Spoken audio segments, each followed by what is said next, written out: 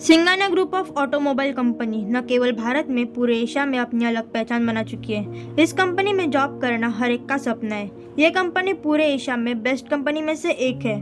Company के corridor में शांति छाई थी, पर कंपनी के सीईओ के केबिन में एसी होकर तापमान बहुत गर्म था। तभी इस शांति को भंग करते हुए एक गुस्सेल आवाज सुनाई देती है। इतनी बड़ी गलती तुम लोगों से हो ही कैसे सकती है? तुम्हारी वजह से हमें बहुत बड़ा नुकसान हुआ है। मैं तुम्हें सैलरी देता हूँ, ऐसे कामों के लिए नहीं। मुझे आधे घंटे में ये प्रेजेंटेशन चाहिए। अब देख क्या रहे हो, गेट आउट। चिल्लाने की आवाज केबिन के बाहर तक आ रही थी। सब एम्प्लॉयज इतने डरे हुए थे कि उनकी नॉक करने की भी हिम्मत नहीं थी। वो एम्प्लॉय बाहर आकर अपनी साथ छोड़ता है जो उसने डर के कारण पकड़ रखी थी और जल्दी से अपने काम के लिए चला जाता है।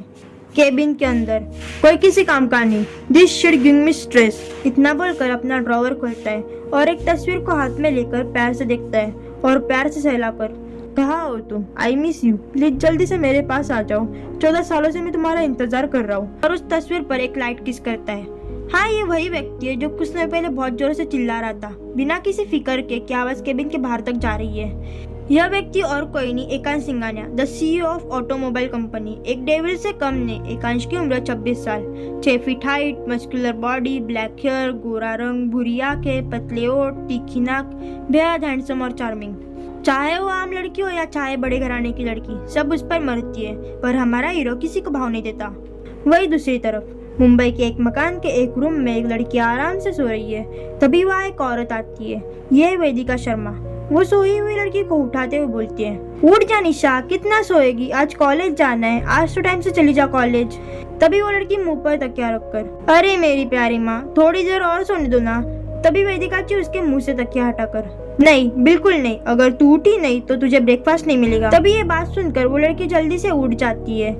ये है निशा शर्मा, हमारी कहानी की हीरोइन।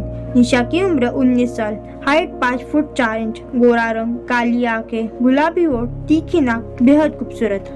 तभी निशा वेदिका जी से बोलती है, अभी 2 मिनट में रेडी होकर आई। ये बोलकर वो वॉशरूम की तरफ भाग जाती है। निशा को ऐसे भागता देख वेदिका जी मुस्कुराकर, पागल कहीं की, और नीचे डाइनिंग एरिया की तरफ चली जाती है जहाँ पहले से ही 2 शख्स बैठे हुए थे। वेदिका जी बोलती है, आपकी पैर की वजह से वो इतना बिगड़ गई है। तभी वो शख्स बोलता है, अरे मेरी प्यारी वाइफ, इतना गुस्सा क्यों होती हो? तुम पर ये गुस्सा अच्छा नहीं लगता। और वैसे भी वो अभी अच्छी है और मेरी प्रिंसेस भी है, और थोड़ी देर ज्यादा सो गई तो क्या हो गया? ये अरुण शर्मा, निशा के पापा। वेदिका जी कुछ बोलने ही वाली थी कि तभी अरुण जी के साथ बैठा हुआ लड़का बोलता है, वैसे कहाँ है वो शैतान, अभी तक आई नहीं? ये आदित्य शर्मा। आदित्य की उम्र 25 साल, हैंडसम लड़का, मस्कुलर बॉडी, काली आंखें, काले बाल और लड़कियों का प्रिंस चार्मिंग। तभी वहाँ निशा की आवाज आती है, मैं यहाँ हूँ भाई। निशा की आवाज सुनकर सब उसकी तरफ देखने लगते हैं। निशा ने आज व्हाइट टॉप और ब्लू जींस पहनी थी, कानों में छोटे से ईयरिंग, हाथों में वॉच, होठों पर हल्की पिंक लिपस्टिक और पीठ पर एक बैग कैरी किया था। निशा बिना मेकअप के बहुत खूबसूरत दिख रही थी। तभी निशा सबके गले लगकर गुड मॉर्निंग विश करती है। तभी अरुण जी उससे बोलते हैं, चलो अब जल्दी से ब्रेकफास्ट कर लो, फिर तुम्हें कॉलेज भी जाना है। निशा हाँ बोलकर ब्रेकफास्ट करने लगती है। तभी उसे कुछ याद आता है और अपने जींस के पॉकेट में से एक तस्वीर निकालकर पूछती है, पापा जब मैं मेरे डॉक्यूमेंट्स देख रही थी तब मुझे ये तस्वीर मिली। ये तस्वीर में कौन है? ये बोलकर वो तस्वीर सबको दिखाती है। उस तस्वीर में एक 7 साल का लड़का एक छोटे से बेबी को गोद में लिए हुए था। उस तस्वीर को देखकर उसके पापा हल्का सा मुस्कुराकर, प्रिंसेस, ये एकांश है और वो छोटा सा बेबी तुम हो।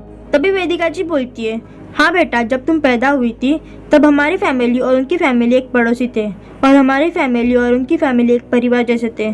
तभी आदित्य बोलता है, और ये एकांश तुमसे चिपकता रहता था, तुम्हारी केयर करता था, तुम्हारे साथ खेलता था। तभी अरुण जी हंसकर बोलते हैं, और पता है बेटा, इसी की वजह से तुम्हारा भाई उससे जलता था, क्योंकि एकांश तो मैं इसके साथ आदित्य पर उंगली करके शेयर नहीं करता था। ये बात सुनकर निशा, ओ मतलब मेरा भाई मेरे लिए पॉजिटिव भी था। तभी आदित्य निशा से, और नहीं तो क्या, उसकी भी एक बहन थी तुम्हारी जितनी, पर वो तुम्हारे साथ ही रहता था। निशा अपने पापा से पूछती है, पापा फिर एकांश और उसकी फैमिली कहाँ है? तो अरुण जी बोलते हैं, बेटा जब तुम 5 साल की थी तभी उन्होंने अपना घर शिफ्ट कर दिया था। निशा कुछ बोलने वाली थी कि तभी वेदिका जी बोलती है, अब बातें बहुत हो गई, ब्रेकफास्ट करो। और निशा तुम कॉलेज के लिए लेट हो रही हो।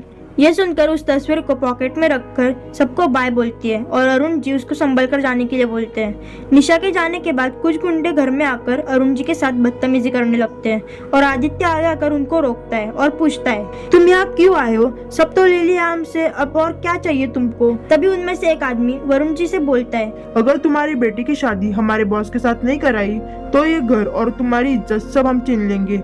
ये बोलकर वो लोग घर से चले जाते हैं।